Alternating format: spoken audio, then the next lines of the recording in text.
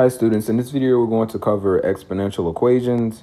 Our objectives are to convert from exponential to logarithmic form and to learn to solve exponential equations by equating bases.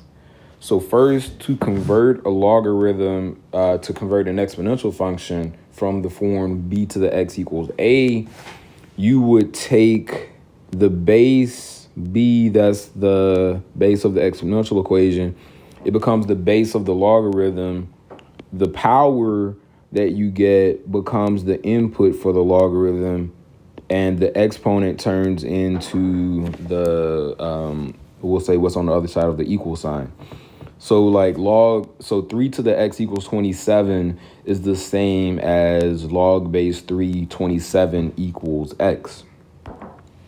And this is a pretty easy concept to pick up. So pause the video and write down the logarithmic equivalent of each one of these. All right, so for a, you should have gotten log base 2 4.1 equals x. For b, you should have gotten log, and the base in this case is 1/2. And then we get x plus 7 equals 3. And for c, we're going to get log, the base is 5. We're going to get 125 here, and that's going to equal x plus 1. All right, so that is us converting from an exponential equation to a logarithm. So for this one, think for a moment, what's the solution to 3 to the x equals 9, and how do you know?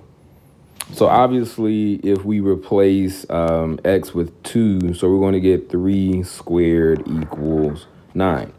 Now, the other way to think about this is to not mess with the 3 to the x, and instead we could have 3 to the x, and we express 9 as 3 squared.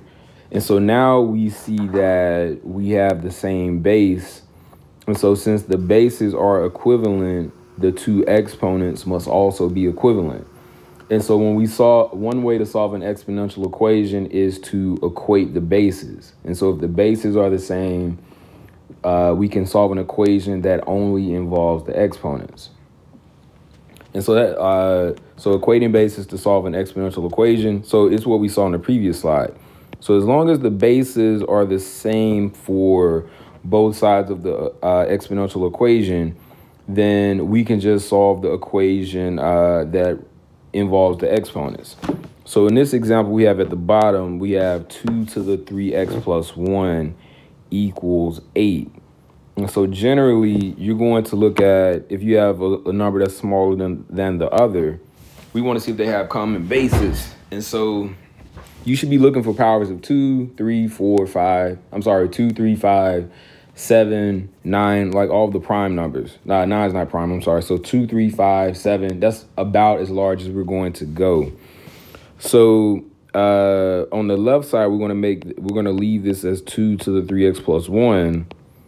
On the right side, if we express 8 as a power of 2, that's going to be 2 cubed, not 2 to the 4th, because 2 times 4 is 8, not 2 to the 4th power is 8. So now we see that we have the same bases. So our next step is to just ignore the bases and just solve that equation where we have 3x plus 1 equals 3. And then that should be pretty easy. We get 3x equals 2 and x equals 2/3. And so that would be the solution to this exponential equation, just x equals 2/3. You can go back and substitute it in or use a calculator to verify. So that is what we're doing. So for the first example, we have 3 to the 2x minus 1 equals 81 to the x.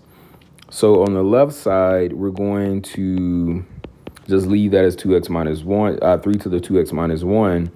On the right side, we're going to make that, so 81 is 3 to the 4th power. Now, you might think of 81 as 9 times 9, which is fine, but 9 is 3 squared, so you have 3 squared times 3 squared. and we're just going to add the exponents anyway. So we have 3 to the 4th to the x power. So remember, the property of exponents is if when you have an exponent raised to an exponent, you're going to just multiply those two exponents. So we get 3 to the 2x minus 1 equals 3 to the 4x.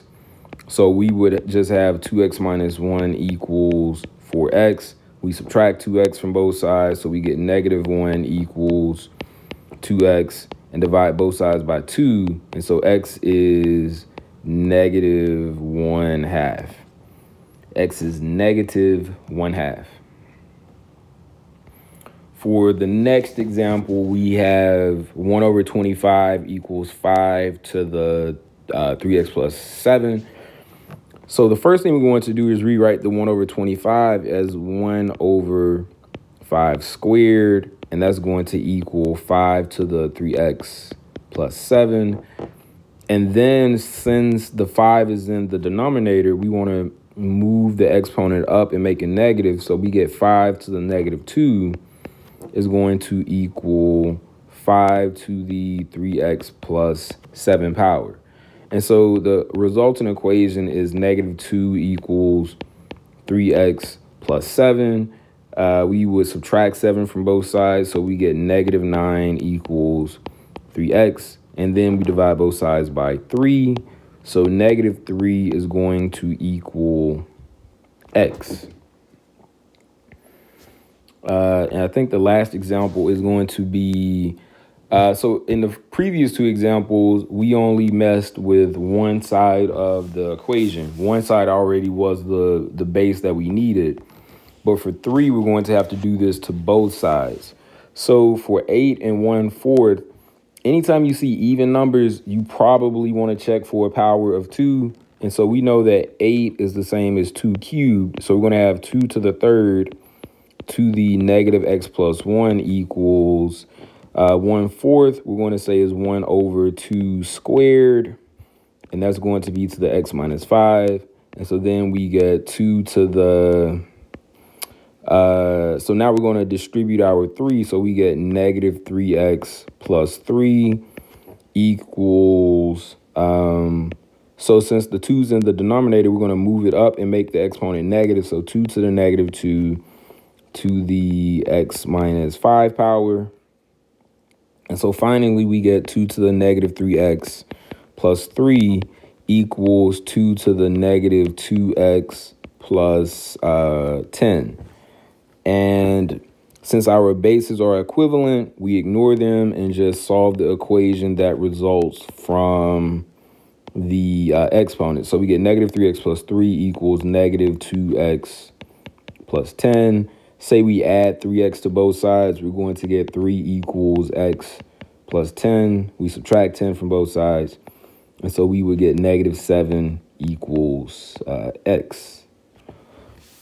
All right, so that is going to conclude our video on solving exponential equations by equating bases. After we learn the properties of logarithms and how to solve some logarithmic equations, we're going to visit the concept of when you can't equate the bases and how you solve those equations.